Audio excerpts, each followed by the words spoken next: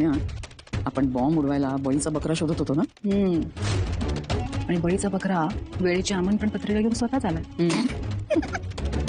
ठरलं का मग? तुम्ही दोघी काय करत बसताय? मला पण सांगा ना. अगं ते बाईट्स द्यायचे आहेत ना, त्या काय द्यायच्या ते ठरवत होतो. नाही नाही नाही असं कसं चालेल?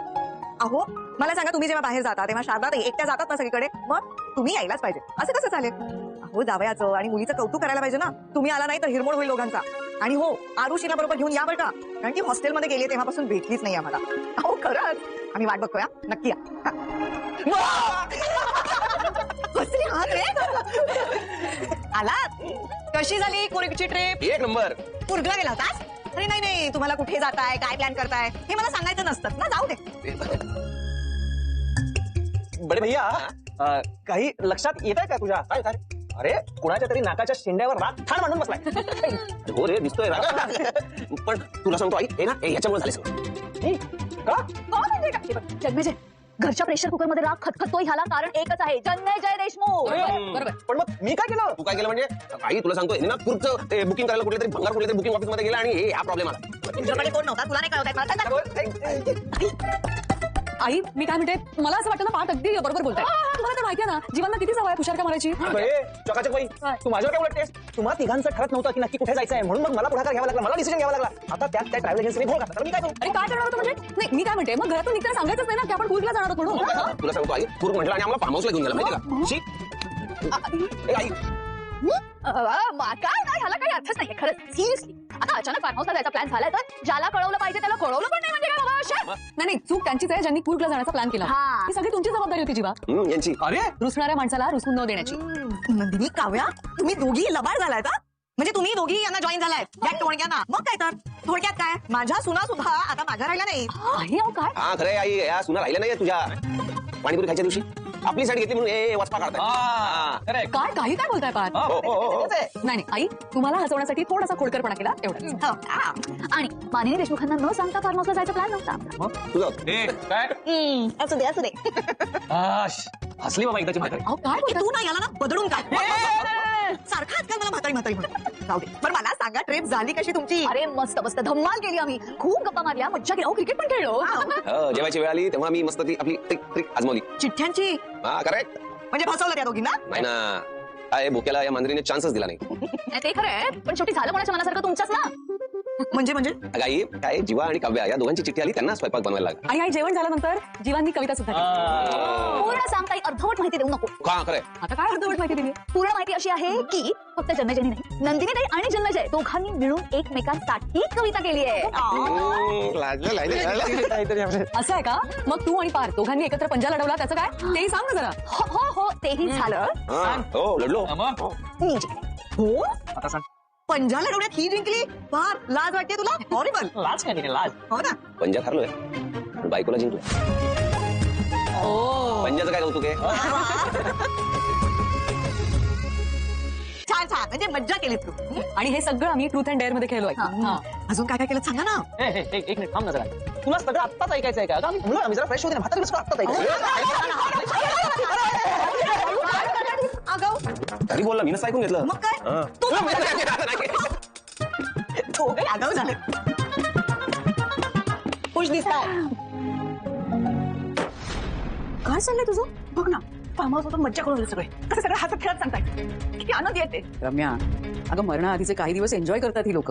करू देत ना, त्यांना कल्पनाही नाहीये की असे हसण्या खेळण्याचे दिवस यांच्या आयुष्यामध्ये परत कधीच येणार नाही. काही पण मला एक गोष्ट कळत नाहीये की काव्य आणि जीवाला त्यांचं नातं काय होतं हे माहिती आहे ना, तरी सुद्धा असं निर्लज्जपणे कसं काय वागू शकतात हे. असं तू विचार कर. म्हणजे ती 4 जण ट्रिपला गेली आणि ती ट्रिप कॅन्सल झाली, तरी सुद्धा ते घरी नाही आले, फार्म हाऊसला गेले. हो, तिथे गेल्यानंतर ते एकमेकांशी चांगलं बोलले, वागले. आणि आई अगं, जीवन आणि काव्यानंतर एकत्र जेवण सुद्धा बनवलं. कसं करू शकतात ते? रम्या, काही लोकांकडे मन मारून जगण्याची कला असते. कदाचित या दोघांना जमलं असेल ते. आई त्यांनी आधीचं सगळं विसरून नवीन नातं स्वीकारायचं ठरवलं नसेल ना. रम्या, अगं स्वीकारायचं ठरवलेलं जरी असलं ना, तरी आता त्या गोष्टीचा काहीही उपयोग होणार नाहीये. आणि या सगळ्याची ना त्या चौघांना कल्पना सुद्धा नाहीये. रम्या, तू एक गोष्ट ऑब्झर्व केलीस का? कुठली? मामीने जेव्हा विचारलं की ट्रूथ अँड डेअर मध्ये काय झालं, तेव्हा जीवाने विषय टाळला. हो, काय झालं असेल का त्या गेम मध्ये? म्हणजे कोणी कोणाला काही रोज सांगितलं असेल का? कळेल, काही तासातच कळेल रम्या. हे स्वतः जाहीरपणे सगळ्यांच्या समोर सांगते. एक खूप मोठं सत्य सगळ्यांच्या समोर येणार आहे, ज्यामुळे या चौघांच्या आयुष्याची उलथापालथ होणार आहे. हो पण का कोणाच ठाऊक मला सारखं असं वाटतं की आता तरी आपल्याला जसं हवंय तसंच घडतंय ना सगळं, का आपल्याला फक्त तसं वाटतंय. जे काही घडतंय ना रम्या, ते पाचच्या नावाचं मंगळसूत्र तुझ्या गळ्यात पडावं ना म्हणूनच घडतंय. अरे यांच्या हसण्याने इतकी का बेचैन होतीस तू? यांच्या हसण्या खिदळण्याचा ना शेवटचा दिवस आहे का? उद्या बघ, या चौघांचे चेहरे ना बघण्यासारखे झालेले असते. बरं ते गिफ्ट फोटो सगळे पुरावे नीट ठेवलेस ना? हो, सगळं नीट बॅगेत ठेवलंय, तू नको काळजी करूस. हा, आपण डिवोर्स फाईल केला हे काका काकूंना सांगितलंच नाही अजून. खरंय, सांगितलं नाही आपण. ज्या दिवशी डिवोर्स घ्यायचा आपण ठरवलं होतं त्याच दिवशी सांगणार होतो, पण नेमका आनंदाचा दिवस आला होता. आई बाबा टेन्शनमध्ये होते, त्यामुळे आपण बॅकफुटला गेलो होतो. नंतर कधीतरी सांगू असा विचार केला होता आपण, पण नंतर कधी सांगूच शकलो. त्यांच्या चेहऱ्यावरचा आनंद बघून कधी कधी सांगावं असं वाटलंच नाही आणि आता सतत लपछपी करायला लागते. ते इतक्या एक्स्ट्रीम लेवलला की काउन्सिलरची ओळख तुमच्या गणिताच्या टीचर म्हणून करून गेली. कधी कधी प्रचंड भीती वाटते. हे सगळं त्यांना कळल्यावर काय होईल, ते कसे रिॲक्ट होतील. आपल्यामुळे प्रचंड हर्ट होते. नक्कीच होतील. त्यात काकूंना लपछपी केलेली अजिबात आवडत नाही. हे अनुभवलेलं दिसतंय तुम्ही. चांगलंच, म्हणून तर भीती वाटते ना. मग सांगायचं काय आपण? तेच तर कळत नाहीये रेश्मी. काय कळत नाही म्हणजे घरच्यांना सांगायचं की नाही हे कळत नाहीये, की डिवोर्स घ्यायचा की नाही हे कळत नाहीये.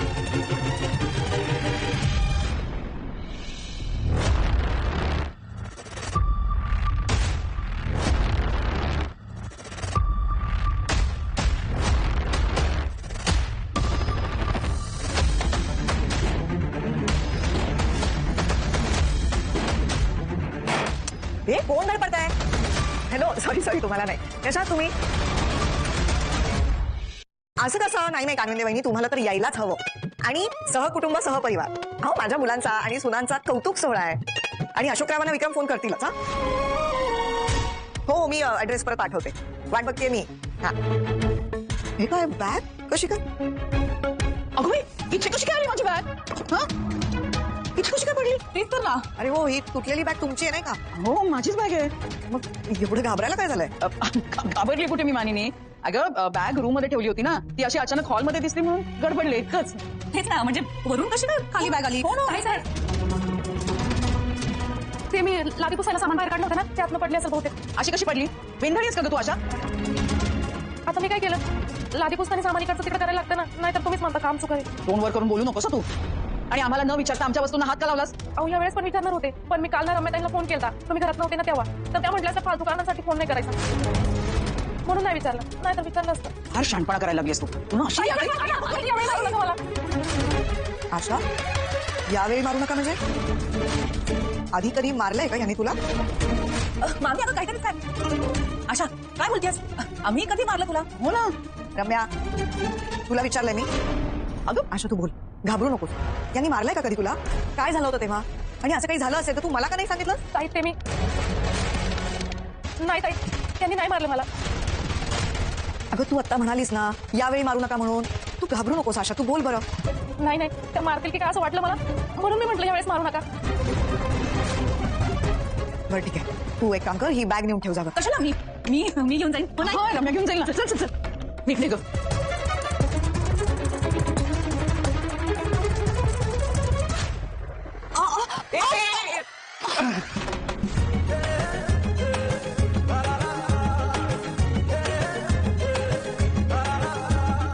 सॉरी मी चुकून पडले. पण अशा चुका होऊ दे, तसे खूप दिवसांनी पडलीस. म्हणजे मी पडावायची तुमची इच्छा आहे का? हो, म्हणजे मग मला तुला नेहमी असं जेवता येईल. काय तुम्ही अहो, असं काय करता? उतरवा ना मला खाली. ए, पण त्याआधी एक गोष्ट सांगतो चकाचक बाई. आयुष्यात एका ठिकाणी बिनधास्त पडा. कुठे? प्रेमात. प्रेम खूप कमाल गोष्ट असते. तूही एका पडून बघ.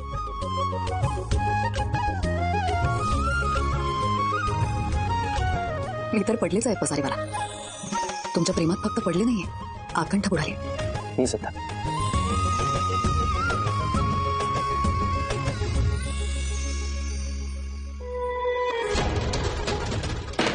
त्या आशाने ना थोबाड फोडणार आहे गं. ती कशी काय आपल्यासाठी थंड करायला येते गं?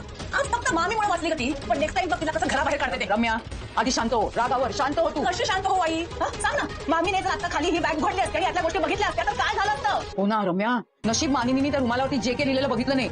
मला तर सारखं वाटत होतं आता म्हणेल की ही बॅग उघडून दाखवा म्हणून. आई प्लीज प्लीज असं काही म्हणू नको. अगं थोडक्यात वाचलो आपण आता, माहितीये का तुला? नाहीतर मामीच्या हातात ती बॅग बघितली ना तेव्हाच असं वाटलं की संपलं सगळं. नाहीतर काय. तुला मी सांगते आई, ही आशा आहे ना डोळी जड होणार आहे आपल्याला. आपण ना घरातल्या बाकीच्यांवर लक्ष ठेवून राहू आणि ही आपलं पितळ उघडं पाडेल. म्हणूनच तुला सांगते की तिच्यावर हात उगारायची भाषा पुन्हा करू नकोस. काय काय काय काय एक दिवस आशाहून सांगेल की मी काम सोडते आणि जाता जाता विक्रम आणि मानिनी समोर आपलं भांडं पडेल. मग काय करायचं? नाही गाई, तेवढी हिंमत नाहीये तिच्यावर. आणि हे बघ, तिला ना असं गोंजारत बसण्यात काहीच अर्थ नाहीये. तिला आपली भीतीच वाटायला लागली. नाही, पुढच्या वेळी आपल्या रूम मध्ये पाय का ठेवते ती तिला टांगणं